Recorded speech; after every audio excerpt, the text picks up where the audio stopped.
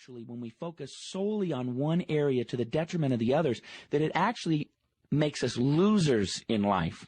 Ultimately, in the end, we give up certain areas that are important for us to live in our lives in order to pursue one other particular area that we might think would make us a winner, but it doesn't really make us a winner. You maybe have seen the bumper sticker that says, "He who dies with the most toys wins." Well, that's really not true, because if you spend your whole life just trying to accumulate those toys, chances are you've neglected your family, or you've neglected your health, or something like that. So I want to give you a different analogy, or a different thought to think about, and that would be this, that true success is not the overachievement in one area, but it's the balanced achievement in all areas. It doesn't mean that you can't have high achievement in all areas. In fact, I think that we ought to have high achievement in all areas of our lives, and that's what successful winners do, is they find a way to succeed financially while succeeding in their relationships, and also while succeeding in their health and their intellect. They find a balance.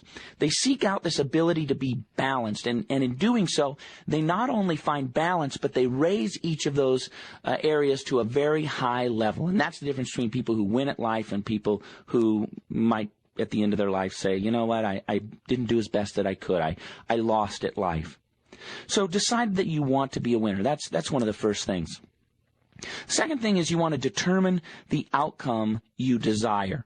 When you talk about an athlete, they usually have a championship that they want to win, or they have a league that they want to become the champion of. They have a tournament that they want to win, something like that. They determine the outcome that they desire. They know before they even start what they want to do.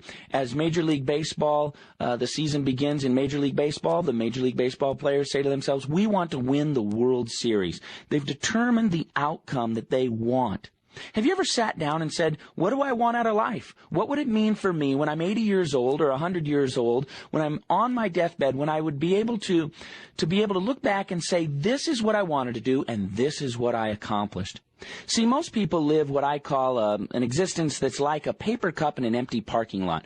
Whichever way the wind blows, that's the direction the cup goes. And a lot of people are like that in their lives. They just are driven by circumstances. They're driven by what other people are doing. They're driven by what somebody else determines is going to be their income. They go on vacation when somebody else says they can go on vacation, and that type of thing. And so I think one of the things that you find with winners in life is that they determine the outcome that they desire. So I want to ask you to do something, not right now, although if you certainly wanted to, you could turn off the audio program and do this, but I would suggest you wait till afterwards, find some time when you might have an hour to 2 hours by yourself, have a journal or a notebook or something. And I want to ask you to set your top 100 goals for your life. I did this recently, and I found it to be a fantastic exercise, where I sat down and I wrote down 100 things that I want to do in my life. Now, some of them were people I wanted to meet. Some of them were places I wanted to go. Some of them were financial, how much money I wanted to make. Some of them were different places I wanted to visit. Just all sorts of different things. But, to sit down and say, these are 100 things that I want to do in my life. It has a tremendous power because it focuses your mind and your attention on goals that you want to achieve, and you become like that champion athlete because you're determining the outcome that you desire. You're putting thought into it, and you're saying, this is what I want to do. Now, one of the things that's important as you do that is to divide your life up into different areas, because you want to make sure that you are going to hit different areas of your life so that you have that balanced achievement and you set goals in each of these individual areas. There's 8 areas that I'd like to have you consider. The first would be spiritual. What are your spiritual goals? What do you want your spiritual life to be like at the end of your life so you can say, I was a winner spiritually? The second is your family life. What would you want your family life to look like at the end of your life as you reflect back and you look at your family? You say, I am a winner in the area of family. Another area, the third area, is relationships. What would relationships look like for you to be able to determine that you are a winner in life? At the end of your life, you look back and say, I've got great friends. I've got great relationships. The people I worked with, we were friends and we did good things together. Those are the kinds of goals. What kinds of relationship goals do you have? What kinds of goals do you have in terms of how many good friends you have and the time that you spend with them? A fourth area is financial goals. What sort of financial goals do you have? At the end of your life, What would it be for you to consider yourself a winner financially? Now, this is broken down individually for different people. Some people say, for me to be a winner, I want to be able to provide for myself at the level that I'm accustomed to. And if you're accustomed to living on $50,000 a year, terrific. If that's how you define your goal and you set that as your goal and that's the outcome you desire and you hit it, fantastic. Other people have higher goals. They say, you know what, at the end of my life, I want to have $10 million in the bank. I want to be able to leave that kind of money to my heirs and do good things with it, give it to charity, that type of thing. That's fine. We each have different goals, and part of being a winner is defining what your goals are, not living by the goals that somebody else defines for you. See, when you're in an athletic event, you could say, well, the best football team in the NFL is the one that wins the Super Bowl. But it's not so easily defined when you're talking about life. That's more defined individually. It's defined by you because you're the one who has to live this life. So you, one of the great things is you get to define what it means to be a winner. What about your career? At the end of your life, when you look back on your career, will you be able to say, I was a winner?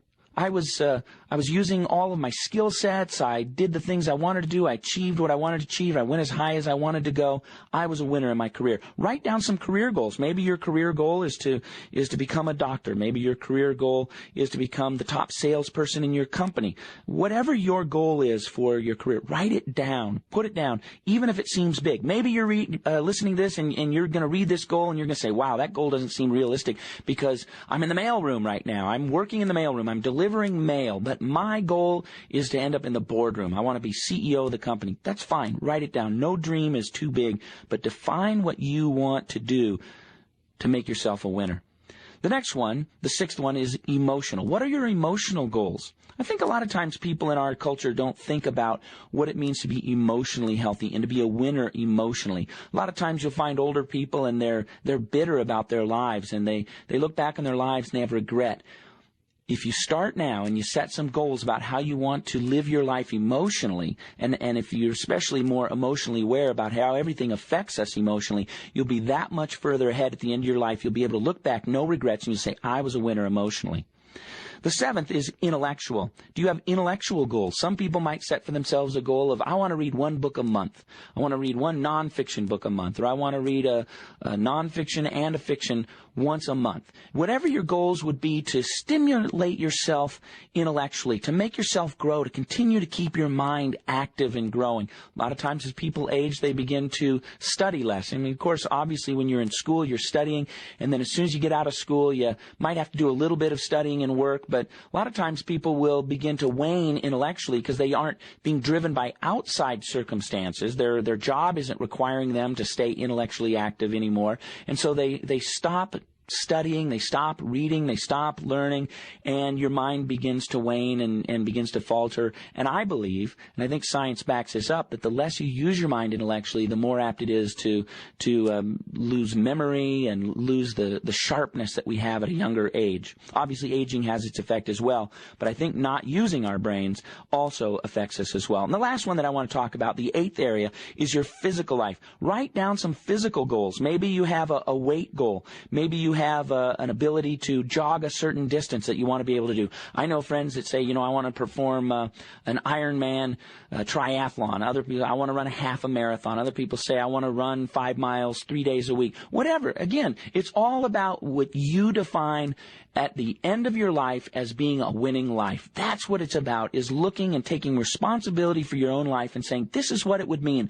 This is what I want to do now so that at the end of my life, I feel fulfilled about my life. I'm not looking back with regret, but I'm looking back and saying, you know what?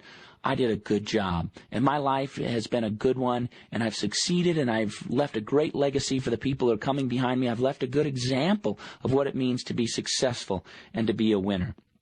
As I mentioned before, winning is different for each person. You might sit down and do these with your spouse or with a friend, and you'll write out your 100 goals. I would encourage you to share them with somebody, to sit down and say, hey, here's what my 100 goals are. So one of the first things I did was I gave it to my wife, and I said, here, read through these. And she said, wow, it's so great. I learned so many different things about you, because these were things that were in my heart that helped me define what it would be like to win at life. So share these with other people, but remember that they're different for each person. person. And it's an amazing act to be able to sit down and to read these and to read them to somebody else and to read somebody else's and really begin to see inside the heart of a person, because we're driven by our hearts. We're driven by what we want to achieve.